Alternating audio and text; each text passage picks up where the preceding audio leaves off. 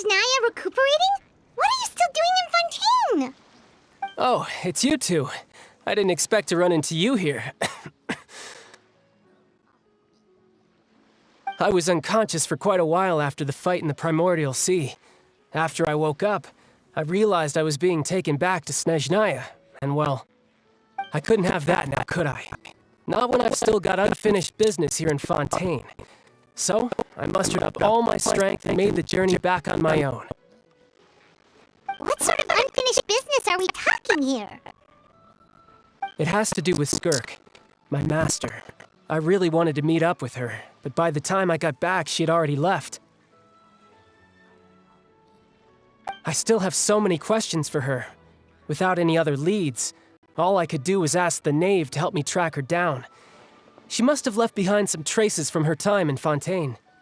Oh, okay, so have you found any clues? Unfortunately, no.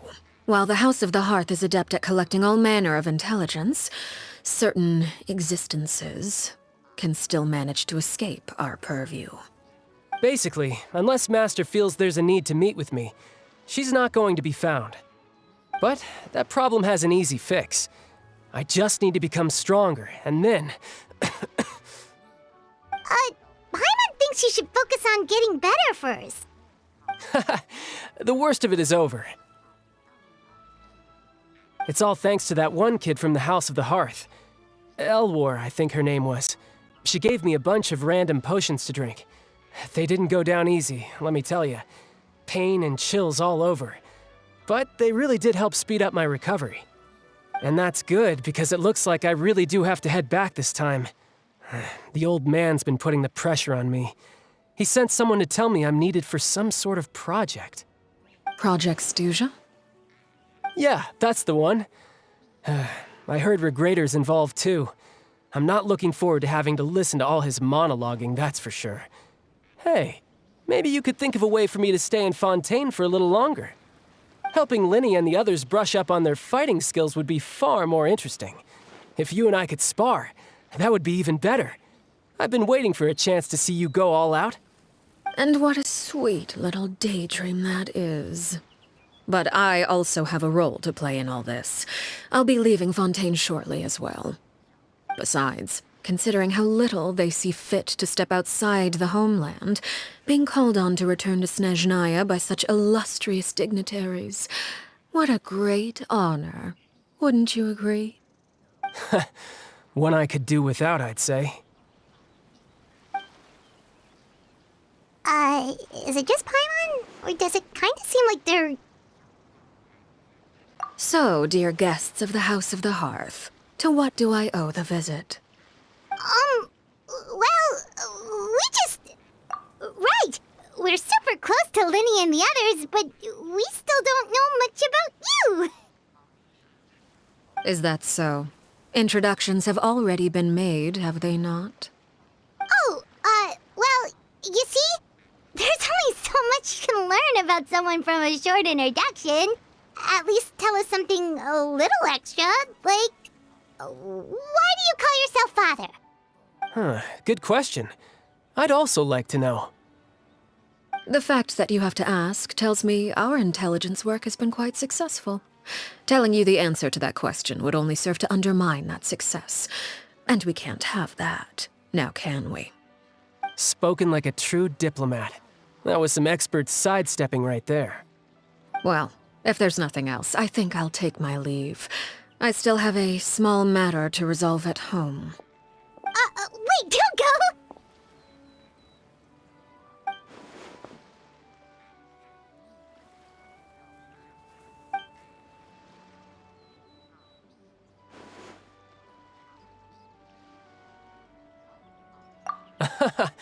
I'd also like to hear the answer to this. I've met some of the members of your organization, and they all seemed like really good kids.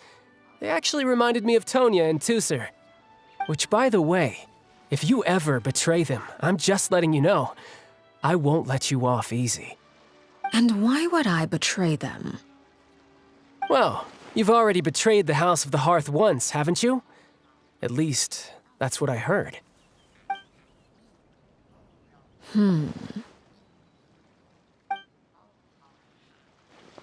Okay, I admit. That's just what the old man told me. The rooster, I mean.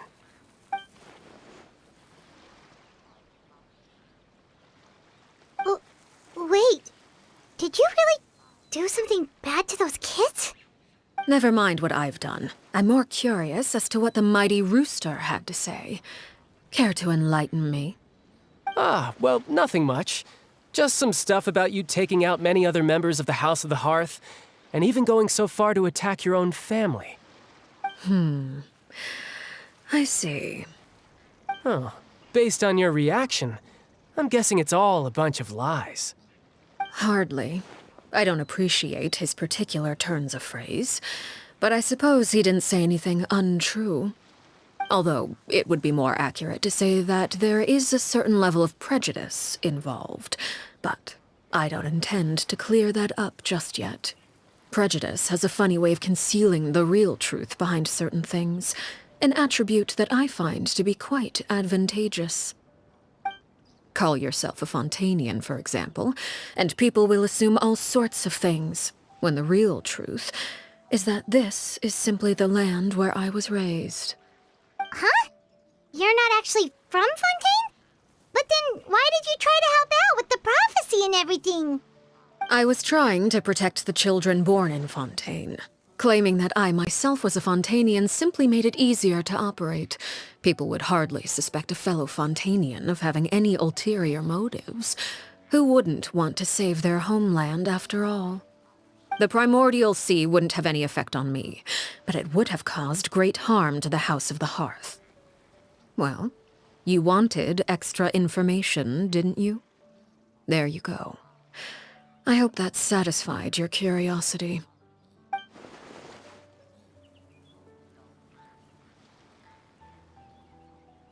So, you stayed in Fontaine for the kids. I guess I was wrong to believe you'd betray them. Apologies. Looks like I was holding on to some prejudices myself. Good. Like I said, I like it when others have misconceptions of me. Actually, while I was recuperating at the House of the Hearth, there was something else that really caught my attention. I heard that members always resolve disputes and arguments with a friendly spar, and the loser has to back down. Seems pretty cool if you ask me. Would also give them plenty of opportunities to hone their skills. Well, that's only a recent development. In the past, such spars weren't nearly so friendly. The losing party would lose everything, including their life. They were that high stakes? Whew, at least that's not a thing anymore. Well, the current atmosphere's not half bad. I'm a bit jealous, actually. You've got so many family members around you, and you even get to live with them. Having a lot of family around means dealing with a considerable amount of bickering and scheming. Once Tonya and Tusser enter their rebellious phase, I'm sure you'll understand. Just imagine. Tusser becomes obsessed with plucking out strands from the rooster's mustache, or Tonya decides to dye her hair 42 different colors. Okay. I get the picture.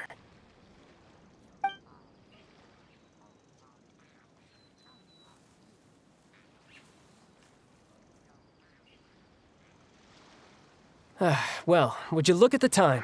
I should probably get going. Traveler, Paimon, I'm not sure where our paths will cross next, but the next time we run into each other, we should definitely try and find some time to spar. Again, maybe this is a conversation we can have when you look less like you're gonna keel over. All right. Well, thanks for everything, Arlecchino. No thanks necessary. You also played a part in obtaining the Gnosis. I would say we can call ourselves even. I like the sound of that. Well, I'm off. See you all some other time. We should probably get going too.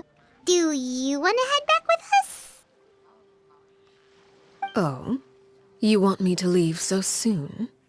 Oh, well, you see, I'm rather enjoying the evening breeze. If you don't mind, I think I'll stick around for a bit. I have some things to think about. Apologies for not attending to you like a proper host. Please forgive this slight. I do hope you'll have a pleasant... We managed to keep her distracted until nightfall. Good thing Child was there to keep the conversation going. You don't think she suspected anything, do you? Oh, I wonder if Liddy ran into any issues. Let's hurry back and see how everything went.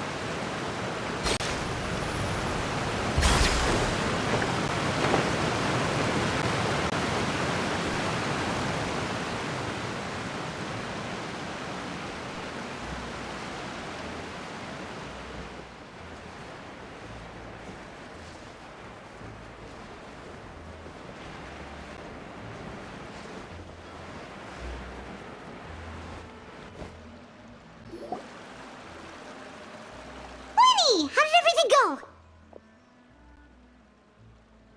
Well, long story short, we ran into a small issue. Clairvy can't go into the sunlight.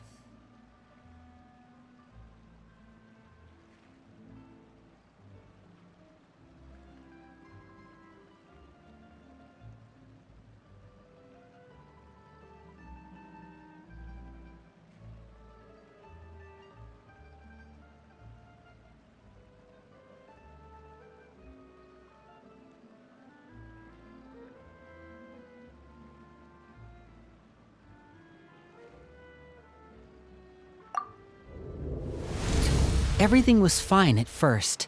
She followed me up to the surface just like I told her.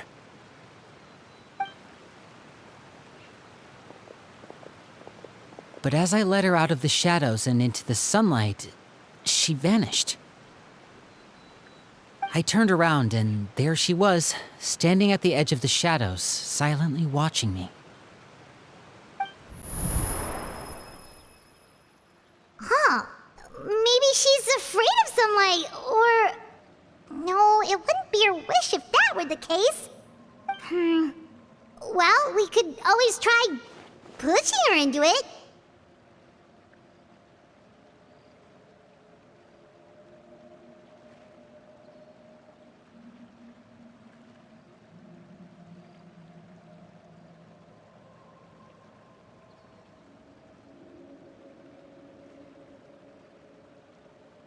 Oh, true. I've pretty much tried it all already. Nothing worked. Eventually, the sun went down, so all I could do was bring her back here. How did it go with you, Lynette? Good. I've got the list. It's right here. Really? Well, what are we waiting for? Let's take a look!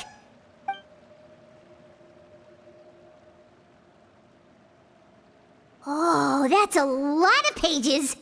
Oh, it's gonna take forever to get through it all. We can each take a section. Here. La Pouillade, l'endroit, Chambel, Horaire.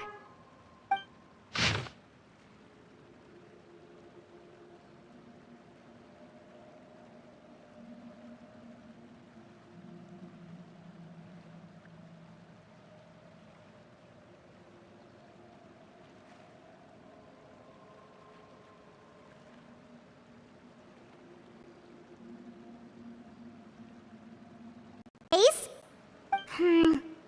Well, we could always try pushing her into it. Oh, true. I've pretty much tried it all already. Nothing worked. Eventually, the sun went down, so all I could do was bring her back here. How did it go with you, Lynette? Good. I've got the list. It's right here. Really? Well, what are we waiting for? Let's take a look!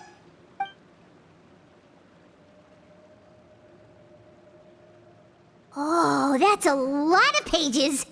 Oh, it's gonna take forever to get through it all. We can each take a section. Here. La Pouillade, l'endroit...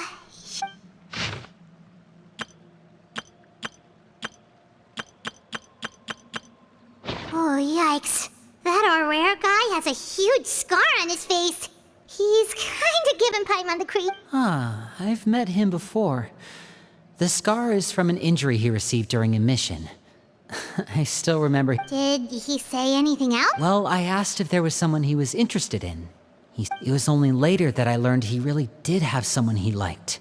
He risked everything to escape so he could be with her, but it didn't work. One day, Father asked to see him, and, well, I never saw him again after that. Wait, so that means... It may seem cruel, but it's just one of betrayal is not to be taken lightly. We know too many secrets to come and go as we please. So, if you do try to leave, you pay with your life. Her name's not here, huh? Well, that's not too surprising. Let's shift our attention then. Fremine, were you able to find anything out? Fremine. Sorry. I managed to talk to quite a few people, but Strange. Yeah, I mean, I know there have been arguments in the past. Times when people haven't gotten along. Chaplot and Filial are a good example of that. Oh, those are two of the people that we met while delivering supplies. Paimon can see how they might not get along. They had very different vibes, and they're, That's to be expected, actually. Father brought us all here, shared her knowledge with us, taught us how to fight. That's one thing we all share. But that's also where the similarities end. As members of the House of the Hearth, we're also considered part of the Fatui. And to a lot of people, that's an identity they never asked for. Certain members get older and realize they want something else for themselves. But considering the rules of the House, most people wouldn't. People like Chaplot and Foltz are loyal to Father and her vision. They're proud to be part of the Fatui. Filial and Nantoy, on the other hand, well, they aren't. These kinds of conflicts have always been there. Well, that's true. But it just feels like things have gotten worse. I can't say for sure. You think she's been inciting them to act? No, not exactly. But I wouldn't be surprised if she said something to them about the dark. She's told me about it before. Experiments being run on children. People being used as pawns on the battlefield without so much as the strength to... And they just believed all that? Clairvy's words probably gave them the excuse they were looking for. Whether they actually believe them to be true is secondary. This is all because of Project Stuja. Whoa, hold on. What's this Project Stuja all about, huh? Sorry, but I'm not sure of the detail. I only know what Father has told us, which is that it's something the Rooster and Regrader have been working on together. Apparently, it has to do with the Fatui's strategic plan for the Because the House of the Hearth was so successful in obtaining the Gnosis, we now have the honor of playing a key role in Project Stuja. Wait, but isn't that a... Key role is just another way of saying dangerous role. To us, Father thinks so too, but she's in no position to refuse. Their plan isn't exactly unreasonable, and they've been funneling the house a lot of funding. It's just that we'll lose a lot of members in the process. Participating in the plan, it's an honor in name only. What they're really trying to do is subdue us. The existence of an intelligence organization outside their control makes them feel uneasy.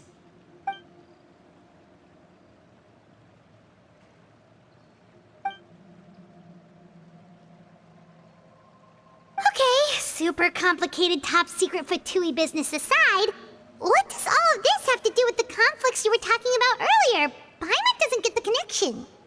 External pressure has a way of exacerbating internal strife. You can't overlook the power of fear either. People are afraid of dying, and that fear is often the impetus for a lot of stupid decisions. I thought resolving the Clairvy situation would make everything go back to normal. But it looks like things are more complicated than I thought. If we leave Philly... We can only focus on one situation at a time, brother. You're right. Even if we confront Filial and the others, it won't do any good. Well, it's getting late. We should head back and get some rest. We'll try again. Lynette, you stick with me this time. Fremine, keep a close eye on Filial and the others. Make sure they don't do anything they'll regret. Good work today, everyone. Have a good night, and I'll see you tomorrow.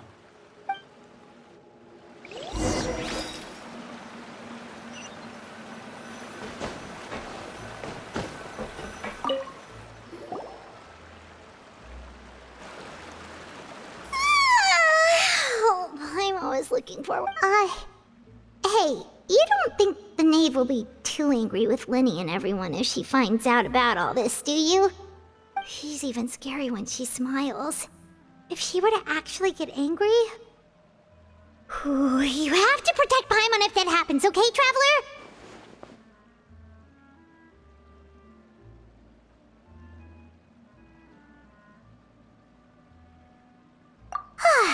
Trust is effort, Traveler. Look! Look over there!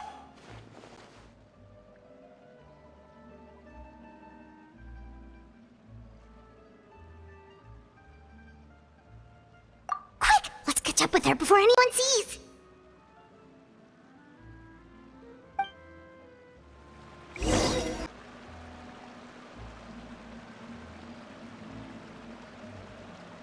Melusines are beautiful creatures. They are the pride of Fontaine. Be sure to be friendly. Over there!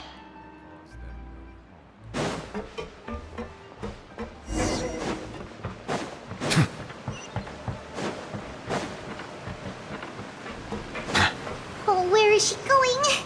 Oh, if someone sees her, we're toast!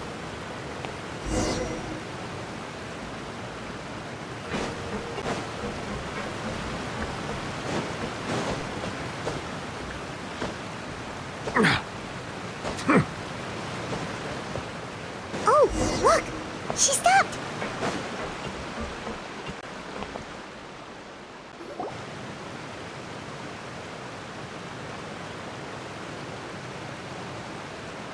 Clairvy! Shh! I opened the window while no one was looking. Look how pretty the outside is. If only I could have more than this. You probably think I'm being silly, huh? All this hopeless resisting? It's better to dream of what I could have than Please, help us get on the same page here, Clary. We need you to tell us what you know. Can you do that? Sure. Although, after you hear all this, I think you might... Everyone in this family is nothing more than a tool. Something to be used and exploited. We're all expendable. Including me. As long as you're useful, you get to stick around. Lose your value, and you're handed over to the doctor, experimented on, and given a fate worse than death. I've seen it happen again and again, and I've had enough. You're saying the Knave? It's just... that doesn't seem like something she would do. She's scary and all, but it seems like even she has lines she wouldn't cross. I knew you wouldn't. Everyone thinks she's a good person. They all... Mother? But she doesn't deserve that title. She's disgraced it and tarnished it.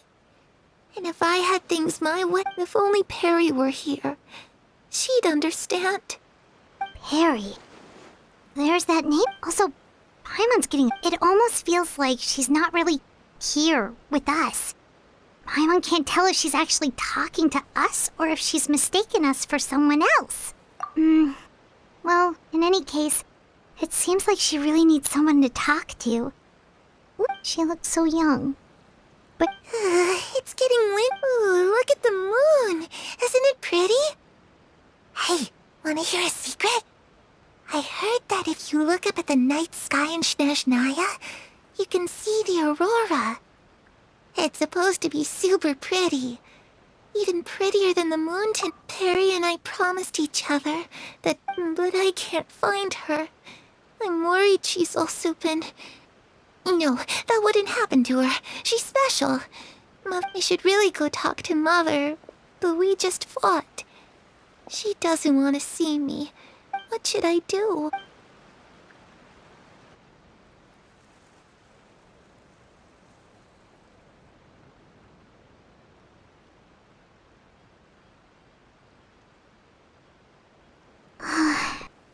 really... Well, let's head back. We've got to...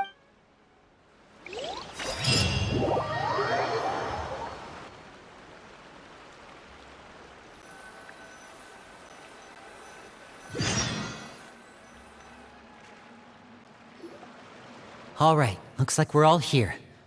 Let's go ahead with the plan. Oh? What is it? What makes you ask that? Well, we kinda ran into Clairview. We met the doctor back in Sumeru. He's super dangerous. And he's done all sorts of... It's possible that Father and the Doctor have had certain dealings, but I don't think we're not really on the same side, so there's not a lot of trust between them. That doesn't exactly set the stage for a successful... I did hear, though, that when Father first became a Harbinger, the Doctor offered to work with the House of the Hearth. Father rejected most of his proposals, except for one. It had to do with some sort of... Secret experiment? Could that be what Claire... I don't think so. I don't know any details about the experiment itself, but I do know it's an entirely independent operation. The Doctor only proposed a direction for the research. The details of the experiment are confidential, but complete records are kept on all participants. That doesn't seem to be the... I know you don't agree with some of the Fatui's methods, and I'm not asking you to. But I am asking you to trust us on this. The House of the Hearth has its own principles. There are certain lines we're not willing... Alright, that's good to hear. Clairview seems to think the Knave and the Doctor worked together to do something horrible. If that turned out to be true, it's just that it doesn't seem like Clairview is lying either. The easiest thing to do would be just ask the Knave directly, but Paimon doesn't think she'd tell us. Father didn't come back last night. She's probably still near the shore. We'll be counting on you to distract her. Lynette, you're with me. Fremine, you know what to do. Be on your guard if... All right.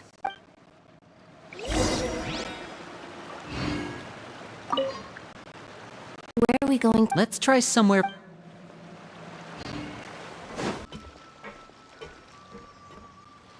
Ah, it's you two again. I must say, you look a bit pale. Did you have trouble sleeping last night?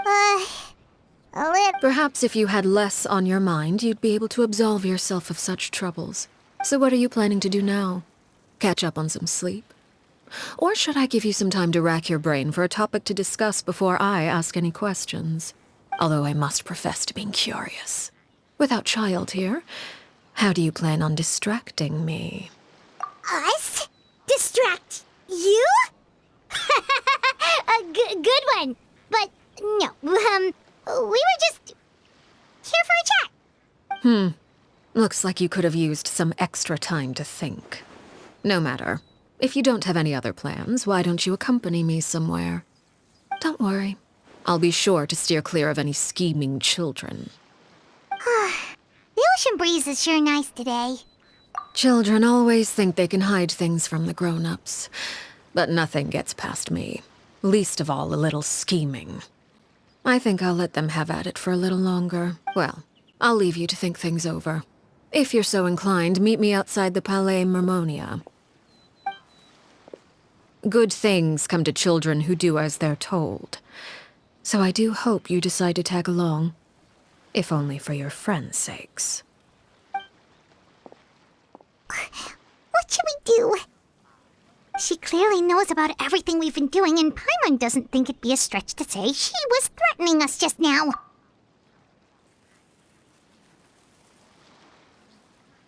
Oh, good idea. Hopefully he's... Well, we should probably head to the Palais Mermonia. Paimon doesn't want to find out what happens if we don't show up. Based on what the Knave was saying just now, it sure didn't seem like it'd be anything good. Okay, then we probably shouldn't keep her waiting. It seems like Lynn and the others are on thin ice, so let's do our best to not get them in any more trouble.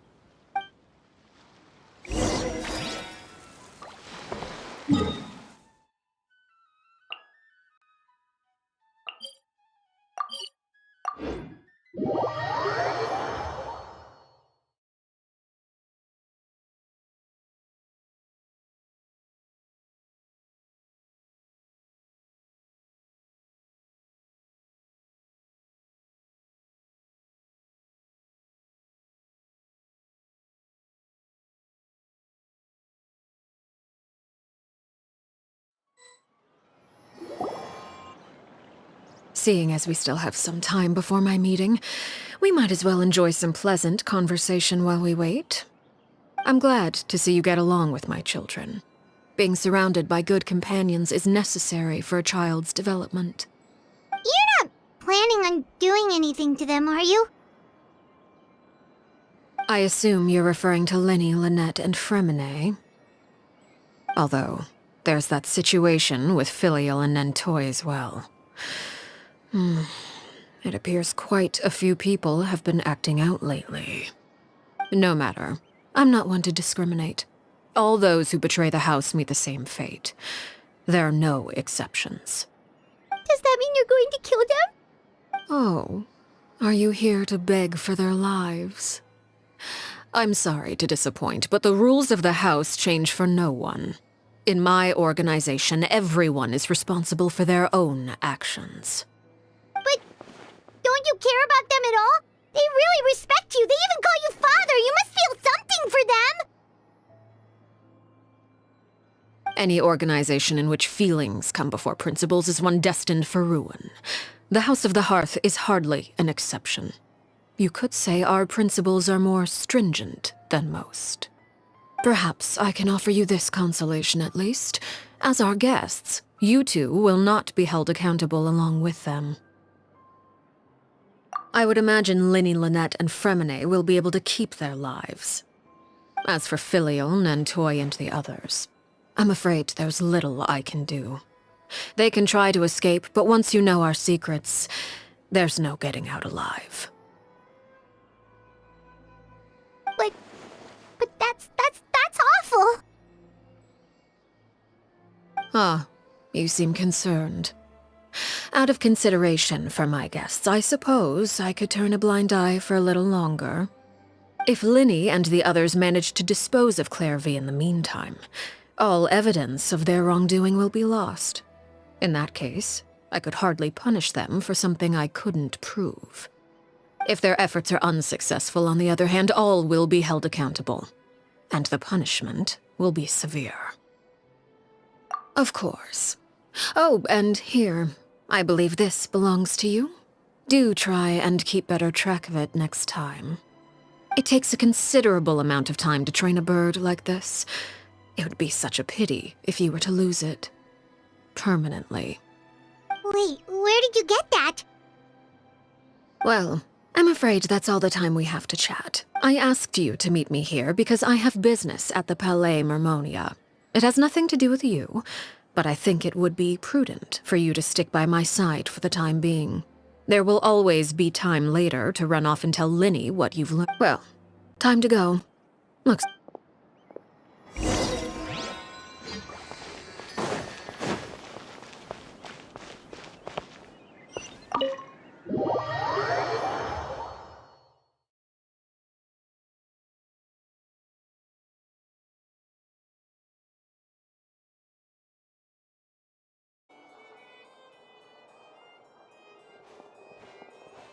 It's been a while, Monsieur Neuvillette. I must say, I wasn't expecting my meeting request to be approved quite so quickly. The Palais Mermonia operates with an efficiency worthy of admiration. It is only right that an esteemed diplomat such as yourself should be afforded the proper level of respect. Although, if I may speak plainly, I must confess that I did not anticipate we would have the occasion to meet again after presenting you with the Gnosis. I see you've brought the Traveler and Paimon with you as well. If I may inquire as to the purpose of your visit. I'll be departing Fontaine shortly. There is, however, an outstanding matter that I would like to see resolved before I go. It requires a rather lengthy explanation, I'm afraid. So I took the liberty of explaining everything in this proposal. Please review it at your leisure, Monsieur Neuvillette.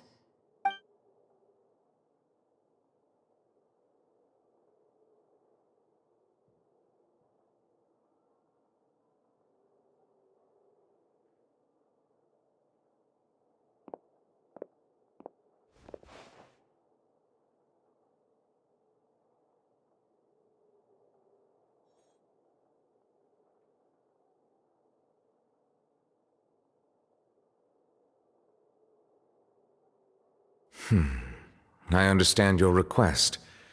However, at the risk of causing offense, I must admit that I fail to see why you would wish for such a thing. I heard you have a certain fondness for water tasting, Monsieur Neuvillette, so allow me to use water as an analogy.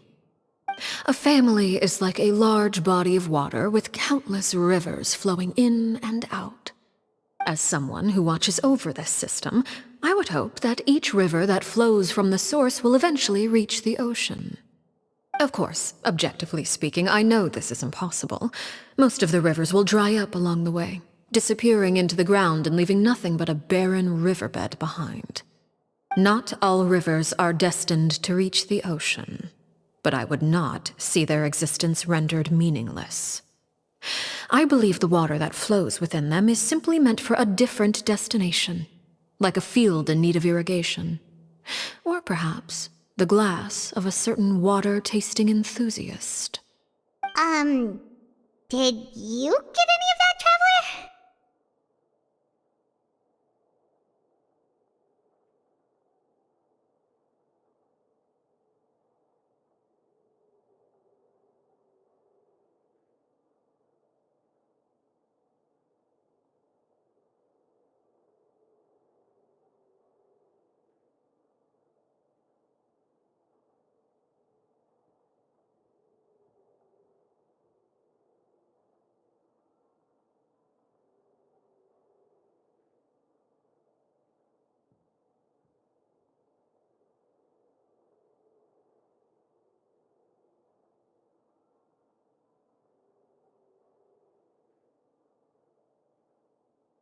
Your words paint an optimistic picture indeed. Allow me to remind you, however, few among us are willing to sip from a glass filled with tainted water. It may have been tainted at one point in time, but not to worry. I'll make sure it's drained of all impurities and returned to its cleanest form.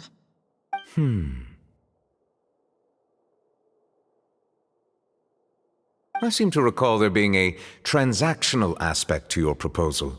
Perhaps you could expound on that? If you accept my proposal, Monsieur Neuvillette, I will gradually withdraw my forces from Fontaine. And, unless absolutely necessary, I will no longer carry out any special missions within Fontaine.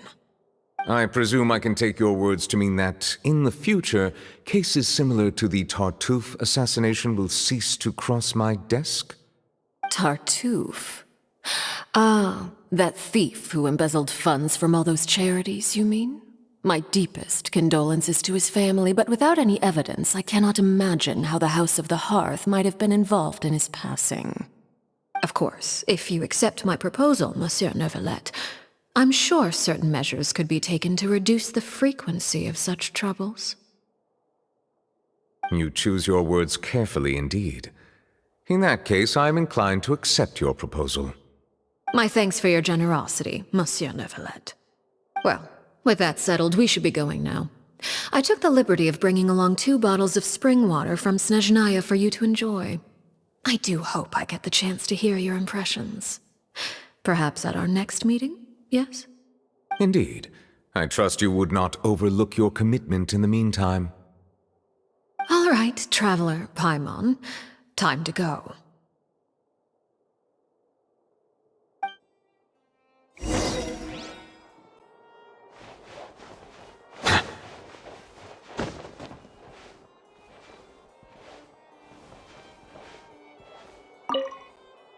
I believe I've told you before that my emotions easily resonate with those of others. Yet in the few meetings I've had with that Harbinger, I haven't been able to sense any aspect of her emotional state. Her mind is like a still body of water. Who knows what darkness lies in its depths, and the lack of ripples on the surface gives nothing away. It's unclear whether this is her natural state of being, or whether it's an incredible strength of will that gives her the ability to master her emotions. Either scenario, however, suggests she is a very dangerous individual. I do not expect an explanation as to why you two are by her side. Whatever your reasoning, I would only advise you to take caution.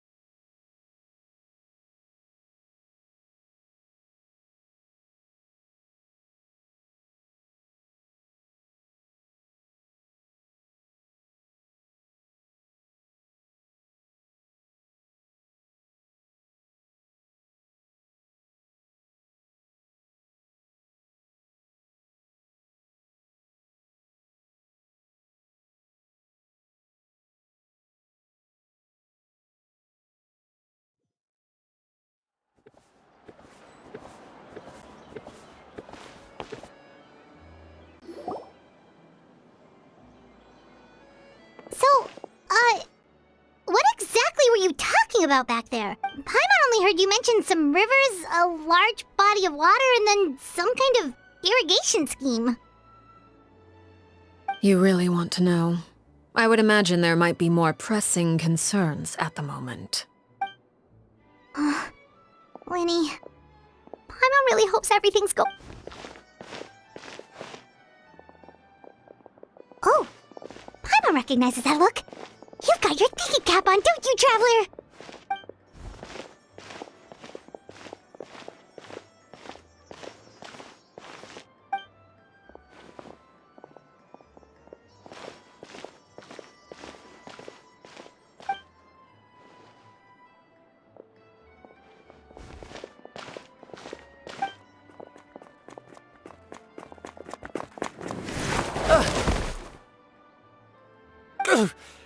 Oh, shoot. Are you alright? Oh, jeez. I'm so sorry. I was so focused on selling these papers, I wasn't looking where I was going.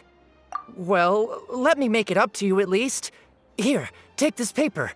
On the house.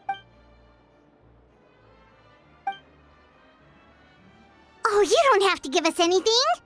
Please, I want to. It's not like I'm short on supply. All the extras will be useless. It's my fault, really. I was just trying to bring home some extra mora for the family, but I bit off more than I can chew. I haven't had many takers today, so I'm... What's going on here? Nothing much. I just ran into your friend here on accident. I should probably get going. Hold on. Of course, I'm happy to compensate you with mora, it's just... I don't have any on me at... I'll take 3 papers. Here. Oh! Thank you for your patronage. If only I had the chance to run into such generous customers every day. I should probably just take on a smaller inventory though, right? I'm getting married soon, so sometimes it's hard to not get ahead of myself. Anyway. Well, now that my affairs are settled, we should take the boat back to Poisson. We've even acquired some light reading to enjoy along the way. Actually, why don't we... Paimon just realized how hungry she is. She can't head back to Poisson. It appears you two are under the impression that delaying our return will somehow alter the situation in your favor. I'm sorry to ruin your fantasy, but your efforts are... That being said, I could be persuaded to give Linny some extra time. I just have... If you agree to my request, I'll even answer some of your questions. You're quite curious about Clairvy, are you not? And my relationship to her. Wait, why are you being so generous all of a sudden? You're not gonna ask us to do something bad, are you? You overestimate yourself. You don't have the talent for bad things. Then what can you possibly... The most important consideration in a negotiation is that both sides receive something they want. Demands and threats only get you so far. Wonderful. Here it is. When the time comes, make the choice that you deem most appropriate in the situation, and lend your help to the House of the Hearth. Okay, sounds normal enough. But what do you mean, when the time comes? When is that supposed to be? That is for you to decide. Then we have a deal. Follow me.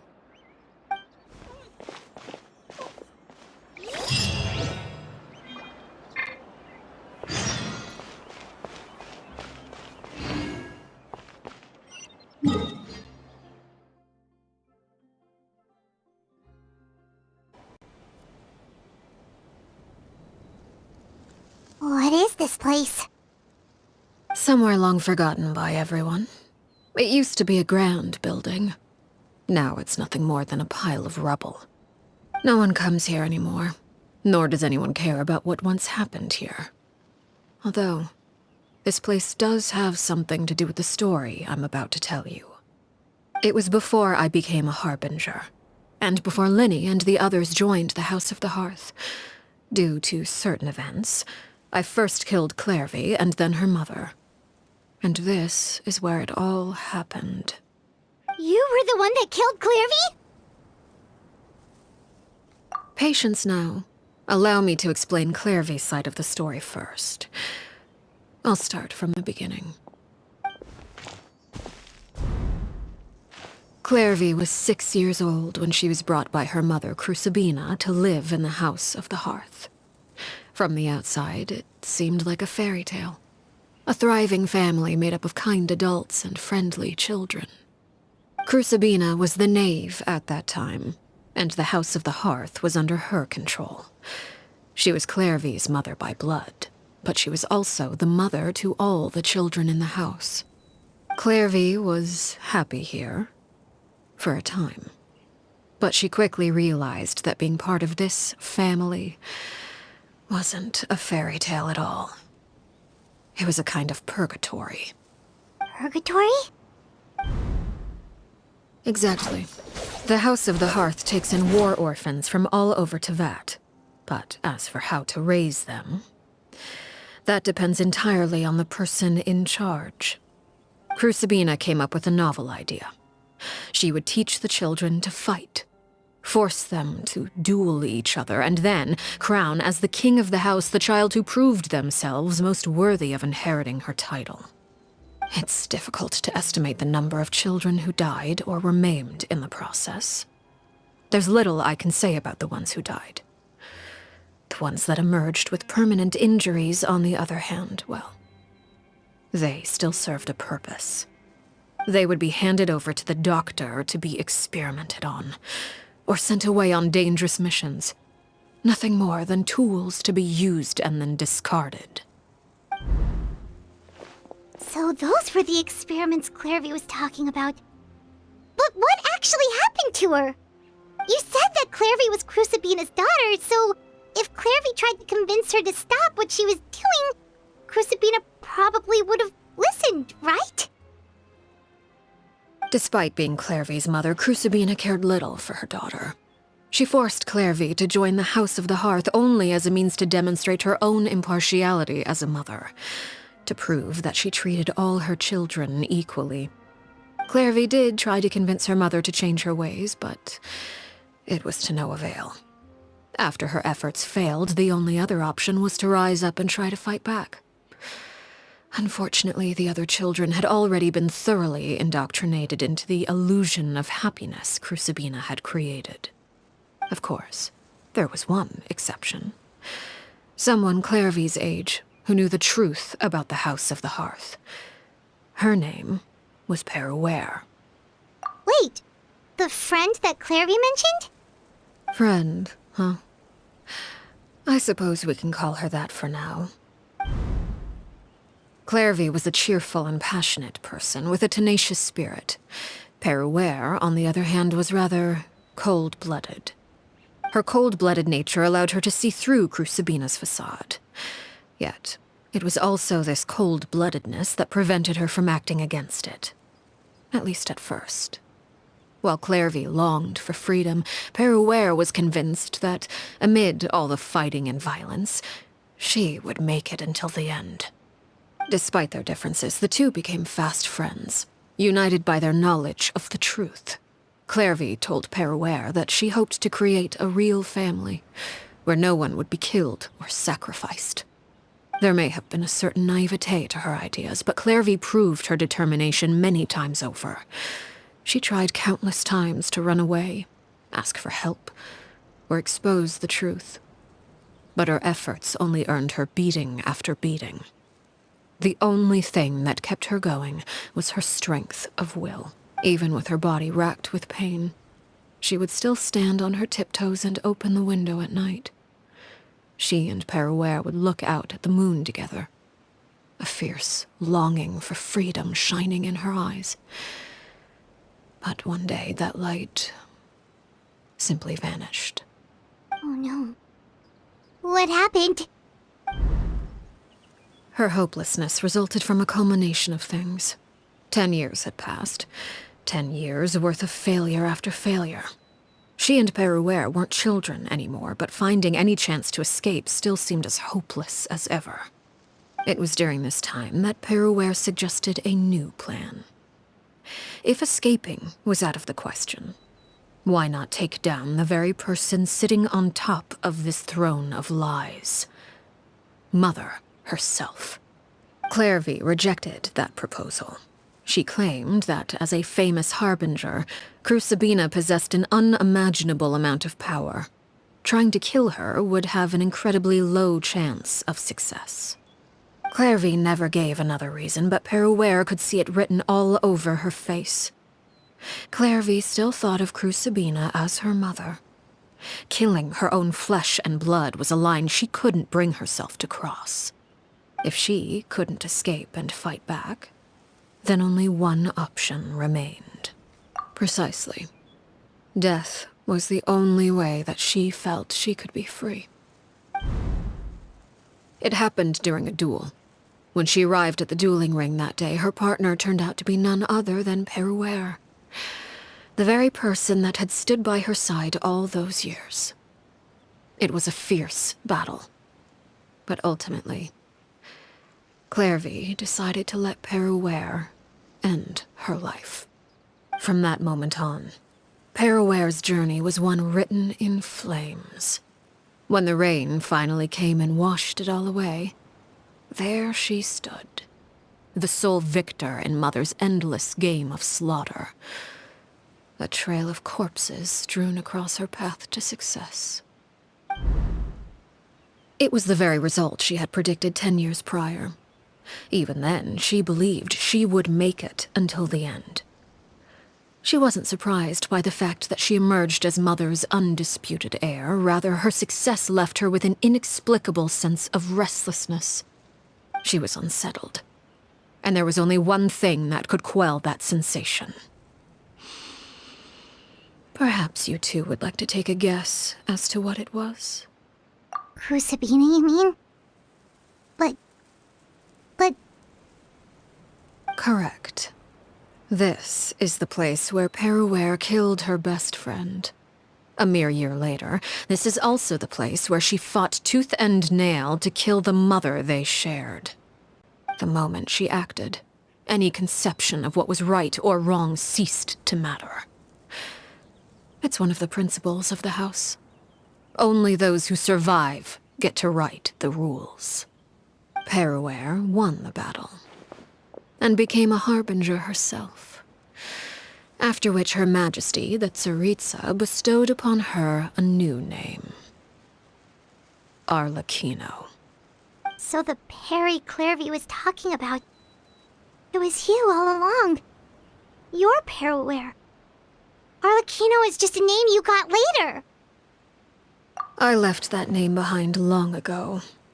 I must say, hearing it now does bring back memories. After I defeated Crucibina, the moniker of Mother died with her. I chose to forego the title she called herself, and even chose to give up my own name. I rebuilt the House of the Hearth under a new identity. Not only as Arlecchino, but as father. And that is where the story ends. Any more questions? Yeah. Based on what you just told us, Clairvy wasn't a little kid when she was killed. So the Clairvy we met... Was she really a spirit at all? I suppose you could call her an illusion born of flame. Her existence is like ashes to a fire. Something left over in the wake of blaze and ruin. You see, a certain power runs through my veins. It's not unlike a curse. My flames leave behind shadows of anything they consume. Of course, the chances of those shadows morphing into a sentient entity are exceedingly slim. Clairvy is a very special case. Clairvy died when she was 16 years old, but what emerged from the flames was her 6-year-old self. Her appearance wasn't the only thing affected. Most of her memories were lost to the blaze as well. Memory is a mysterious thing indeed. Losing a portion of your memories will alter your sense of self. Lose 10 years' worth, however, and it would be like living in the past. Like returning to a version of yourself that never grew up.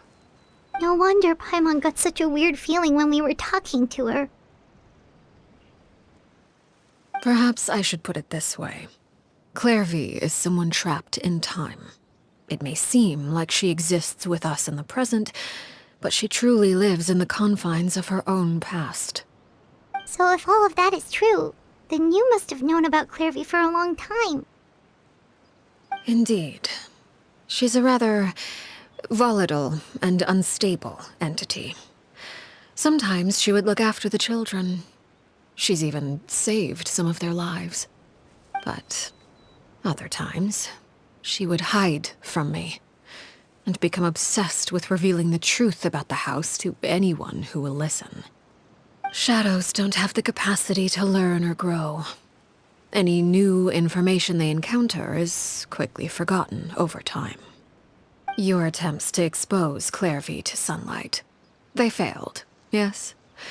The reason is actually quite simple. In Clairvy's mind, the house is impossible to escape, and it is this very perception that traps her there. But no matter. All I have to do is kill her again, and all will be resolved. I don't anticipate so much as a single speck of ash will be left behind this time. Wait!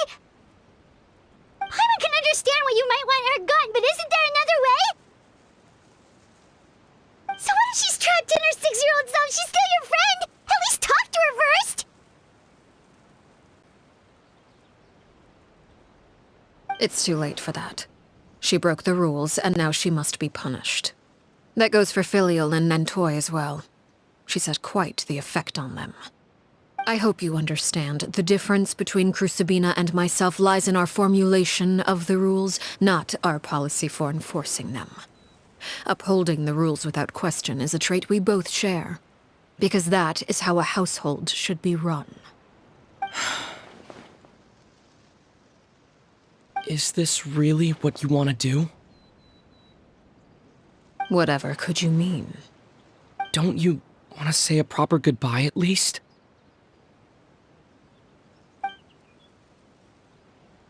Whether as a killer or as a father, there are two things that must be avoided at all costs: anger and sorrow. Anger makes you impulsive. Sorrow causes you to waver. Well, it appears it's about time to proceed. Before we arrived, I told some of my well-behaved children to bring our troublemakers here by nightfall. I do believe I've kept my end of the deal. I give your friends quite a bit more time. As for what happens now, we'll just have to wait and see.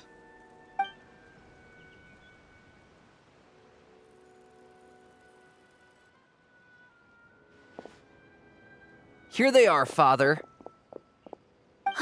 You gonna execute him? Seeing something like that would actually be a first for me.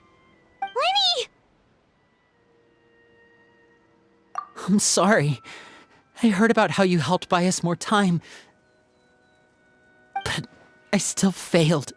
I couldn't find a way to fulfill her wish. Huh? Are you... Perry? Indeed, it's been a while, Clairvy. Perry! Shh. Stay right there.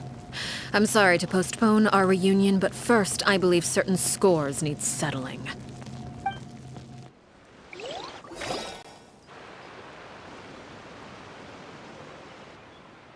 Father, let me explain. Out of my way. Father! You chose to conceal a threat to the house, and for that, you must be punished. Overall, however, I suppose your wrongdoing is hardly the most egregious of the bunch, so I'll deal with your punishments later. As for right now, the more pressing concerns are the traitors among us. By traitors? Do you mean us? Father, let me explain. We didn't mean to... Fultz, why don't you share what you heard? Yes, Father. Secret Midnight Meeting number 3. Participants: Filial, Nantoy, Sato, Toddy. Nantoy clearly said, if only Father wasn't the one who took us in. Sato added, I'm sick of this life. I just want to live as a normal person. Filial was the worst of them all. She called us crazies and said a bunch of mean things about Father. I did not! You're lying! Foltz is trying to frame us. It's not like I'm the only one who heard those things. After that, you and Toddy and a bunch of other people started talking about Clairvy. You were using all those things Clairvy brought up as an excuse to question Father. We're birds locked in a cage. The only way out is to destroy it. That's what you said, wasn't it? You little. You just want me gone, don't you? What did I ever do to you, huh? And you, Sheplo, have you forgotten who stood by your sickbed, watched over you, and changed your dressings? Come on, let's hear it then. What's your reason for all this?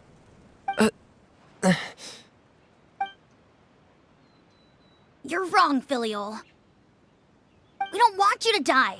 You're our family. Liar.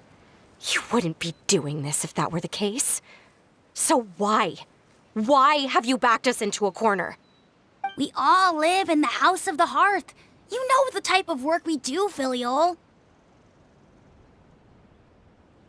A single betrayal can cost dozens of us our lives. It's not like it's never happened before. That kind of thing is hard to forget. That's why the House of the Hearth cannot tolerate any form of betrayal. Ever since we came to Poisson, you've had 7 secret meetings. A lot of the things you talked about really crossed the line. You've been spying on us for half a month? Wait a second. Now that I think about it, the move to Poisson was just a way to make it easier to spy on us, wasn't it? Because we were all in one place. You've had this planned all along. Filial, Nantoy, I'm sorry. I owe you both my life. I owe Clairvy too. If it weren't for all your help after I got poisoned, I wouldn't be standing here today. If this were any other situation, I would do anything to repay that kindness, even if it cost me my life. But rules are rules. I'm sorry. My hands are tied. Why? Why? That's enough, Filial. We made a mistake, and we should own up to it. We broke the rules, plain and simple. And now we have to face the consequences. I'm sorry, Chapleau. Foltz. I'm sorry, Father. We accept our punishment. Chapleau, according to the rules of the House of the Hearth, how should these traitors be punished? All those who betray the house pay with their lives. And so it shall be.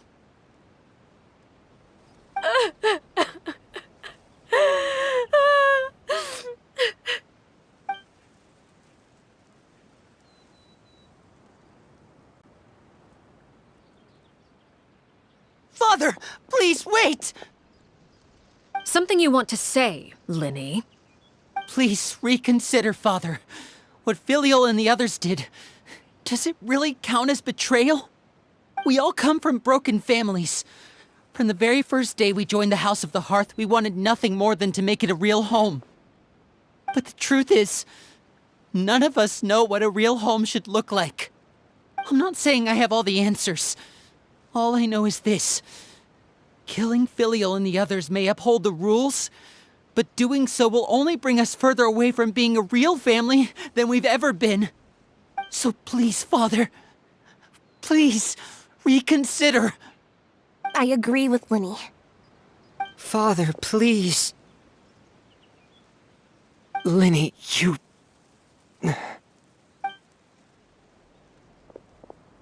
I also agree with Linny.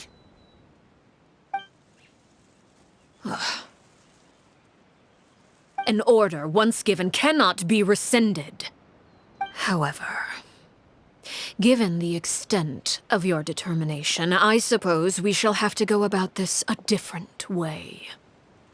Draw your weapons and face me. Our weapons? Father, are you referring to a duel? Precisely. The rules of the house will not be altered. Traitors must be punished. However, resolving disputes with a duel is also one of our rules, one that also applies to me. Demonstrate a sufficient showing of strength, and I shall offer a concession. Wait. Beat Father in a duel? Impossible. Father is way too strong, even for Lenny.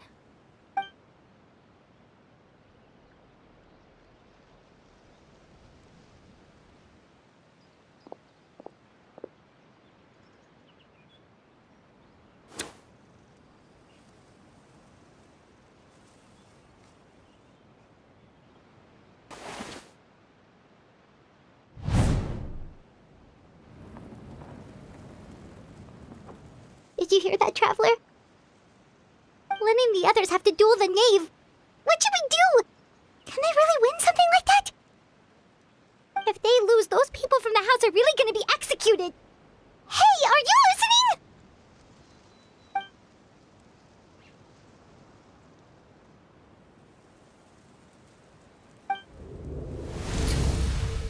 Don't you want to say a proper goodbye at least? Anger makes you impulsive. Sorrow causes you to waver.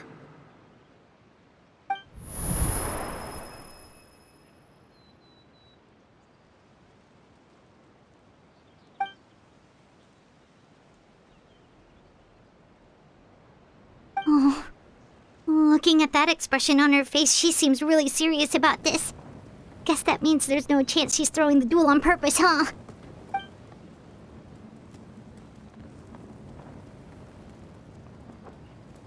When guests are around, families are often on their best behavior. And any disputes are less likely to escalate. When the time comes, make the choice that you deem most appropriate in the situation, and lend your help to the House of the Hearth. What's wrong, Traveler? Hey, where are you going? Traveler?